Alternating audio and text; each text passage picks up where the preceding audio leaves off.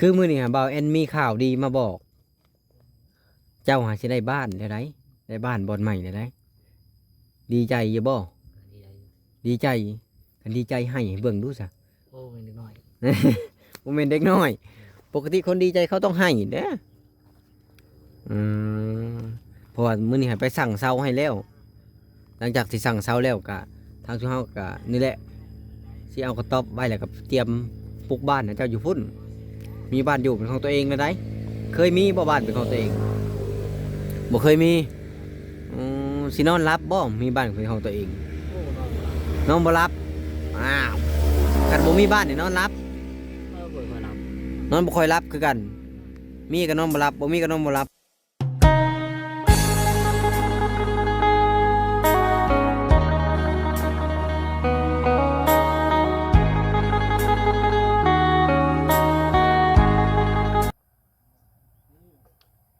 สบายดีสวัสดีพ่อแม่พี่น้อง FC เบิดสุขุสู่คนว่าจะเป็นฝั่งไทยฝั่งลาวหรือว่าสิเป็นทางต่างประเทศก็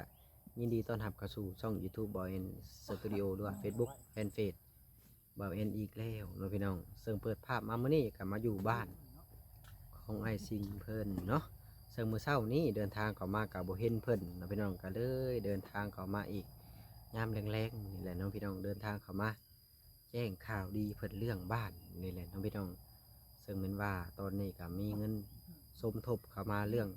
ซื้อเสาบ้านให้เพิ่นเป็นที่เรียบร้อยแล้วเนาะพี่น้องเนาะก็คือการเฮ็ดบ้านให้เพิ่นนี่จะเฮ็ด6ต้นเนาะพี่น้องเป็นเสาไม้อะไรเนาะพี่น้องFCหลายๆคนก็อยากให้เฮ็ดเป็นเสาปูนเนาะพี่น้องก็คือเสาปูนนี่มันก็อาจจะแพงกว่าเสาไม้เนาะพี่น้องเสาไม้นี่ก็มีแต่ว่า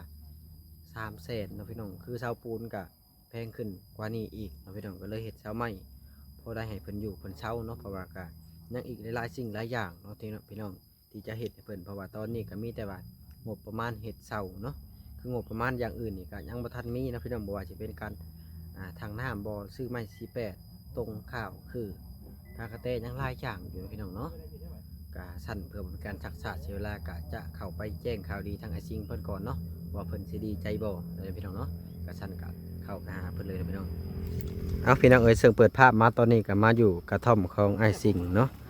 ซึ่งเข้ามามื้อเช้านี่ก็บ่เห็นทางเพิ่นเนาะพี่น้องเนาะก็บ่ฮู้ว่าเพิ่นไปใส่ซึ่งเข้ามาบัดนี้ก็พอดีมาพอทางทีมงานเพิ่น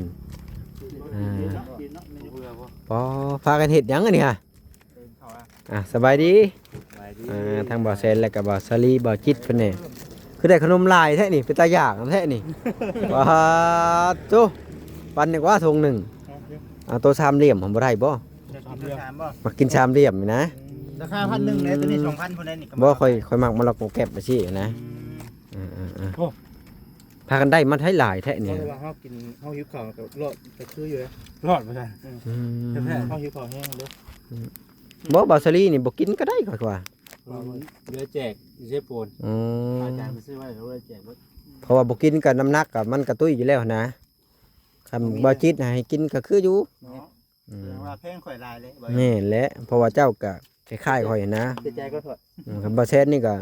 อดก็ได้อยู่ แล้วมาสิเอาอีกอยู่อย่าเนาะ บ่คันอีกต่อไป2-3ปีแบบว่ามันสิองค์ลงออกมานะมันสิท้องแทนเมียนะ กันบ่ห้อง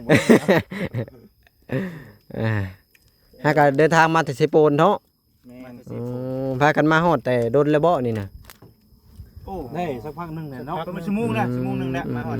ชั่วโมงไปแล้วเนาะบ่เสร็จ น้ำจนไปน้ำหาว่าสิ่งมันเนาะ เพิ่นเป็นจังไดน่ะบ่เห็นเพิ่น นี่ถือเราอยู่ เพิ่นไปอยู่อันนั้นผู้มองอันน้ำมองโกลังอันชวนนึง มี อัน มี นั้น เงินหัว บ่เพิ่นเคยอยู่หั่นเนาะจังพ่อบอกแอนมาเมื่อเช้าน่ะบ่เห็น บ่ได้ไปเบิ่ง เพราะว่า บ่ ว่าคันว่าเราดูนั่งนะเขาการมากก็สิเห็นในวันนี้เรานอนเด้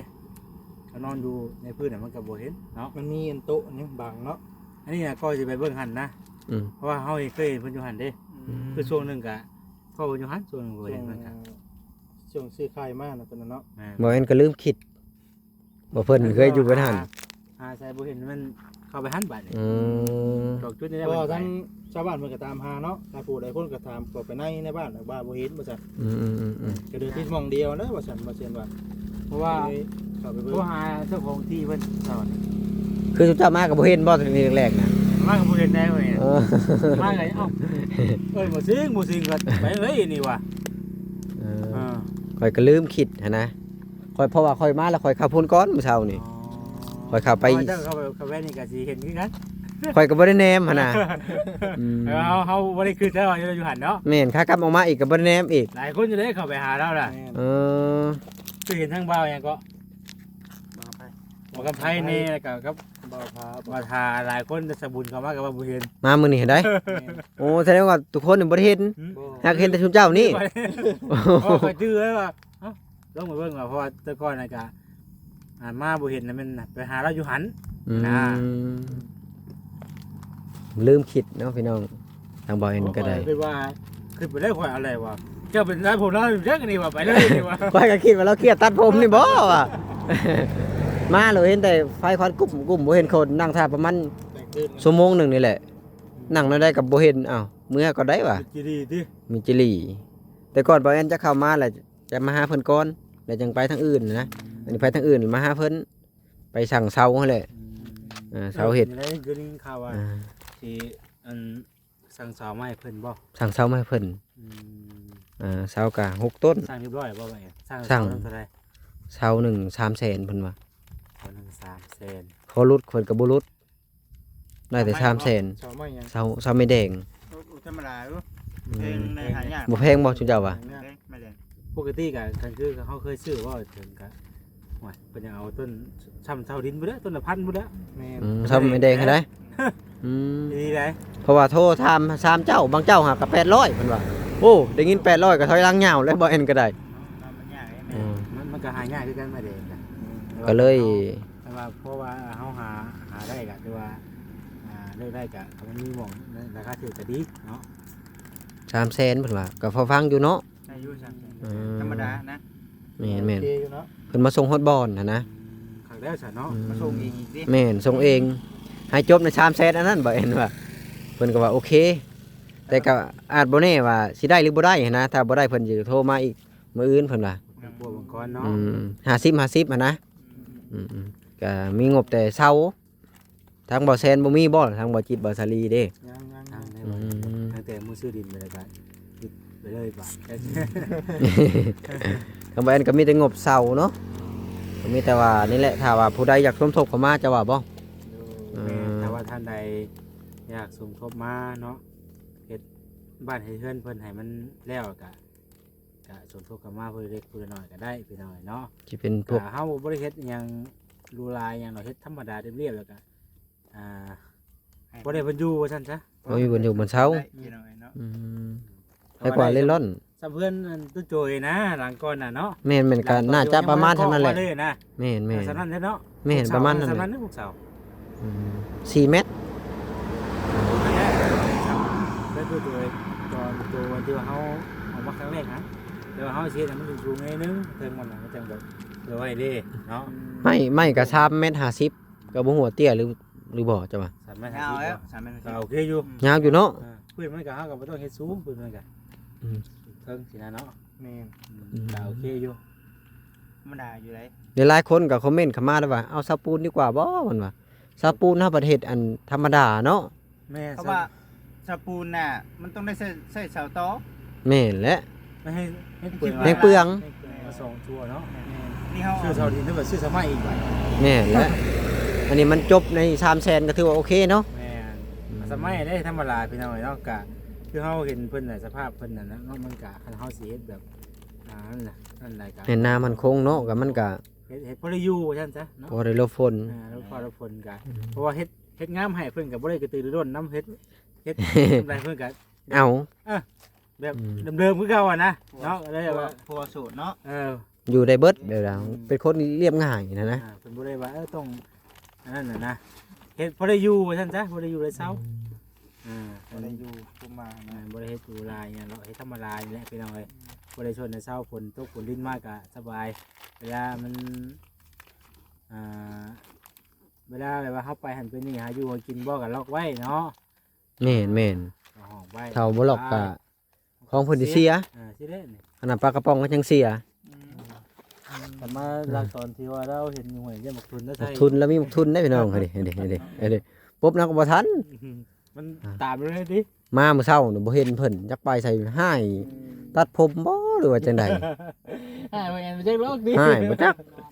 เออ บ่ได้มีความเครียดอยากเครียดว่าเห็นบ่ ก็เรียกว่าเครียด ตัดผมน่ะเย็นอยู่แล้วว่าบัดนี้ ตัดผมแล้วก็ลงอาบน้ำต้อมเลยได้น่ะ ดีได้ปะ เพิ่นออกหมอจากหมอฮอด แล้วก็สระหัวเรียบร้อยเลย เอา มื้อ ไว้ เช้า กิน นี่ หมอนะหมอฮอดเอามาจิต บอกว่าอยากขาย ชื่อไป ซื่อๆก่อน โอ้ก็มีแต่ว่าถ้ามาหลายๆคนว่าสิง่ายกับทางบ่เอ็นก็บ่ได้ท่าเบาแซนนั่นแหละเออแต่สรุปแล้วนี่มื้ออื่นบ่สิง่ายบ่แซน มือเท่ากับพาเราไปทางก่อนก็ได้ ทางก่อนเนาะ ทางก่อนทางก่อนก็ได้ เที่ยวสถานที่ก่อน มีสถานที่ เที่ยวสถานที่แล้วก็เฮาก็ใกล้เราไม่ใกล้อยู่มาแก้ไป จับมันอาจจะได้ตัดจับไปทางเข้าไปอันนี้ แม่นแหละ ตัดได้อยู่แต่ บ้า ว่าน มา เนาะ สั่ง ตัดได้อยู่ ต้องมีขี้บอกน้ำเล่าหน่อยบ่ ตัดน่ะต้องมีหัวก่อนนะต้องมีหัวคันพี่ก่อน ต้องมีไม้คั่นก่อนได้ก่อนสิตัดนำจับเราก็ได้ คันตัดนี่งูลุมกัน งัวลูกมันก็โอ้ยเป็นโทษเพิ่นอีกบาดนี่เพิ่นไม้มาบ่ได้คุ้มแน่เนาะ คือบ่ฮอดใต้กะยาถ้าเขาเฮ็ดหัวข้างในชัวเขาเฮ็ดหัวต่อจากกันว่าที่ของเจ้าของสวนน่ะ อ้อมไปเขตให้เขตมันเนาะ เขาจึงสามารถตัดได้อ่า แม่น ก็แม่นได้เรื่องละครัวเนี่ยก็ยังบ่ได้มีได้นี่เนาะละครัวนี่ ต้องมีตะคู่แล้วก็ตะข่ายอ้อมไว้ให้เรา ละครัวก็ห้อยบ่แม่น ว่าเราว่าเขาอยากเปิดทางหันเข้าตรงหันเลยก็ไล่สินะชัวเขาจะไปจ่อแบบบ่ได้บัดนี้มันงัวสิเข้าได้บัด แม่นและงัวหลวงของเพิ่นเด้เพราะงั้นก็มีงบซ้ำหน้าให้แหละทำที่ว่าไปให้แหละเนาะ โอ้ก็ดีแล้วไปเนาะว่าเสานี่ก็เนาะได้เสามาอะไรกัน มาแล้วเนาะ ได้เพื่อได้ย่างอะไรเล็กๆน้อยๆแล้ว ก็หลังจากได้เช่ามาเซ็ตก็ไม่48เนาะสิยัวตรง ตรงคาง คางคือหั่นแหละ ตายเต็มอยู่ เบิดหลายล้านเติบอยู่ได้น่ะอันนี้ก็โหว่าล้าน8แล้วนี่ก็ได้ ที่ขันที่ตอนเนาะ เขาก็คอยเฮ็ดผ้าเป็นเฮ็ดไปเนาะ คอยเฮ็ดคอยไปคอยเป็นคอยไปมื้ออื่นนี่บางทีบางแอนเพิ่นมาเฮ็ดซอยหมู่เด้บางอื่นนี่จอดเข้าก่อน โอ้ยังบ่อยู่บ่ได้อยู่บ่น่ะ ยังอีก นึกว่าได้ พักประมาณมื้อหนึงนี่แหละเพราะว่ามันก็เบาแหละก็เลยออกมางาน เราจะพาเราไปทางอันนั้นก่อนพาไปทางให้มันเป็นต้นไม้ใดมันสูงเฮาก็ซ่อมแหนงมันออกแล้วก็เอาไว้ห่มก่อนคือเอาไว้แล้วต้นไม้ใหญ่นี่ แม่และเอาไว้ชนเฮาเองนี่แหละเนาะ แม่ คันว่าเฮาสิไปชนของเราก็ได้อยู่บกบ่ตัวน่ะเย็นคักได้ พวกนั้นได้อยู่เรื่องน่ะว่าของงานเฮาก็ป้าไว้อยู่เรื่อยๆแล้วหันก้อน แม่และ คือเฮาน่ะส่วนรวมพวกกันก็ได้ เย็นเนาะผมอื่นชนบ่ได้ได้มีแต่ห่มบกนั่นแหละ มันอยากพบอยู่พี่น้องเฮาก็ทางเอาแล้วให้มันแปลงมันจังบ่ยันงูยันแมวเนาะฮ้อนอากาศฮ้อนนะพี่น้อง ฮ้อนแฮงอีหลีมื้อนี้น่ะ เพี้ยเลยต้นพ้อยเลย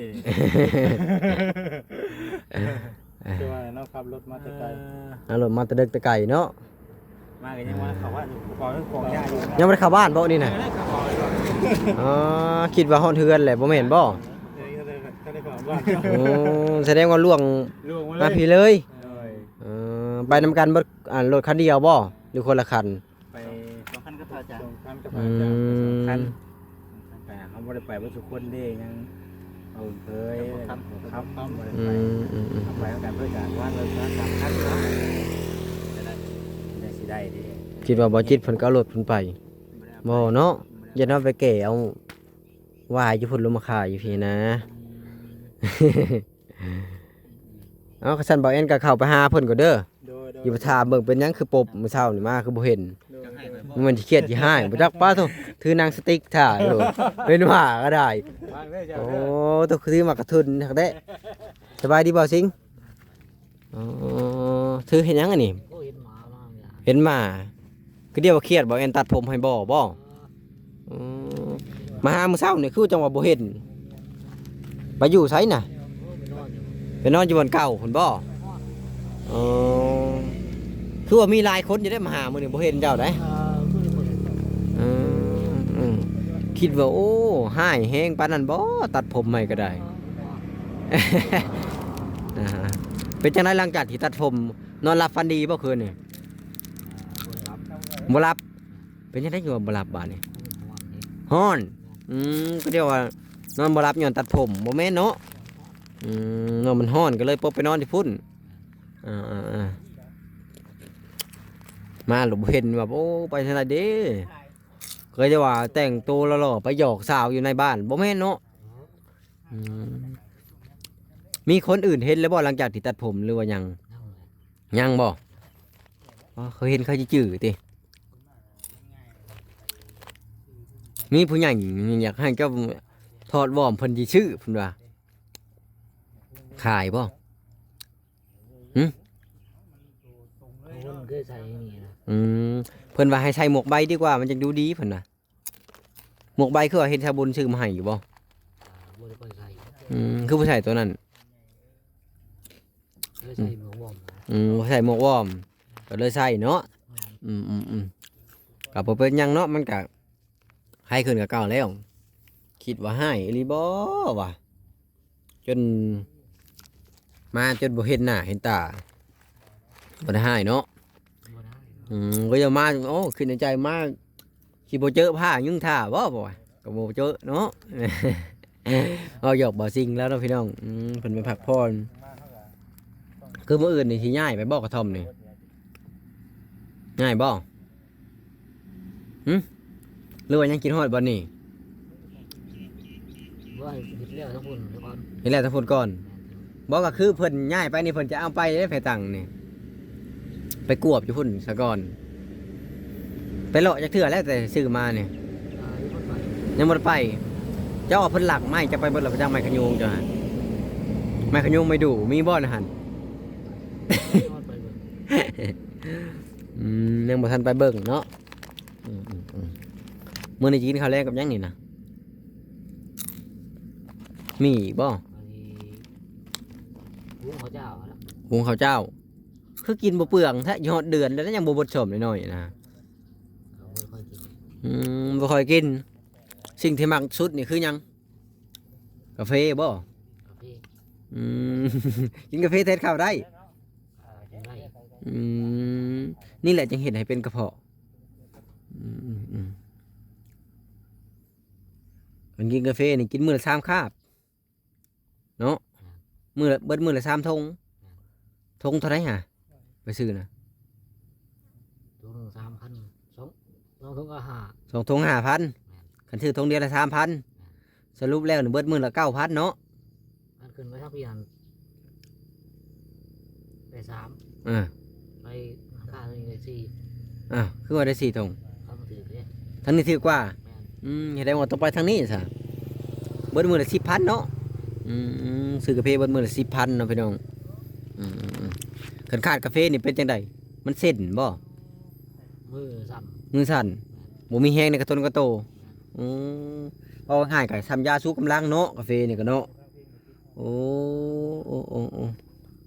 นี่แหละก็อยากให้ลดกาแฟนี่แหละจังพอจังซื้อของกูของกินมาก็ยังเหลือคือเก่าเนาะมักกาแฟอีหลีซะนี่คือมื้อนี้บ่าวแอนมีข่าวดีมาบอก เจ้าหาสิได้บ้านได้ไดได้บ้านบ่อนใหม่ได้ไดดีใจอยู่บ่ ดีใจอยู่ ดีใจคันดีใจให้เบิ่งดูซะ โอ้ไม่นิดหน่อย บ่แม่นเด็กน้อย ปกติคนดีใจเขาต้องให้เด้อเพราะว่ามื้อนี้ให้ไปสั่งเซาให้แล้ว หลังจากที่สั่งเซาแล้วก็ทางชุเฮาก็นี่แหละสิเอากระต๊อบไว้แล้วก็เตรียมปลูกบ้านให้เจ้าอยู่พุ่นมีบ้านอยู่เป็นของตัวเองแล้วได้เคยมีบ่บ้านเป็นของตัวเองบ่เคยมีสินอนรับบ่มีบ้านเป็นของตัวเอง โอ้นอน นอนบ่รับอ้าวกันบ่มีบ้านนี่นอนรับ บ่ค่อยหลับ นอนบ่ค่อยรับคือกัน มีก็นอนบ่รับบ่มีก็นอนบ่รับเป็นจังไดเด้บาดนี่หน้าตาคล้ายขึ้นเนาะผู้สาวฝั่งไทยมักแซวๆระหว่างสาวฝั่งไทยกับสาวฝั่งลาวนี่สิเลือกผู้ใดฮะให้เลือกลองเลือกมึงดู โอ้เลือกบ่ถือ เลือกบ่ถูก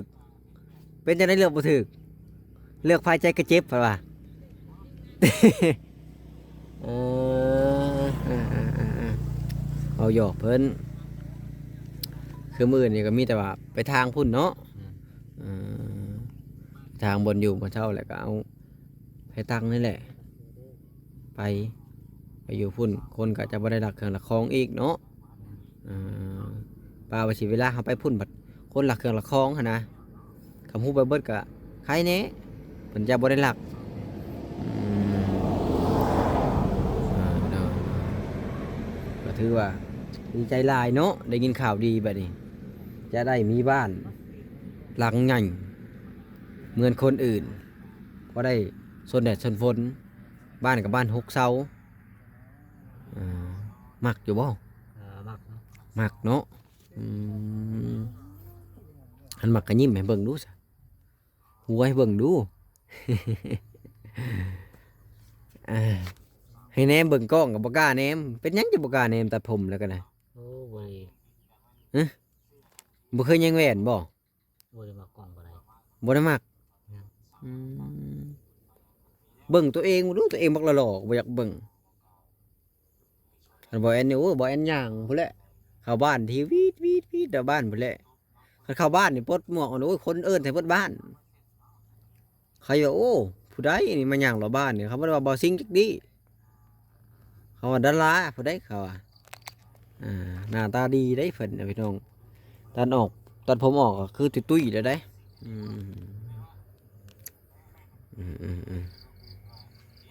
พ่อแม่พี่น้อง FC ก็ดีใจหลายที่ตัดผมตัดช่างนั่นแหละขณะบ่เอ็นเองก็ยังดีใจที่เจ้าตัดผม